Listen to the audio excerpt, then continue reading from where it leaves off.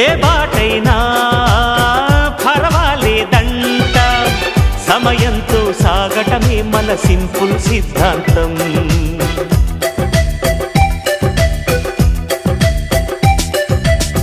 చిరుగాలికి పరిమళమిచ్చే సిరిమల్లెల వనమై ఉందాం, గగనాన్ని నేలను కలిపే హరివిల్లుల వంతెన అవుదాం.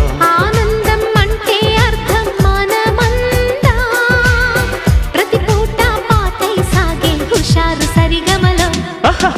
ఎన్నో ఎన్నో రాగాలుండే సంగీతం కాదా, చల్లకి నవ్వుల కేరింత.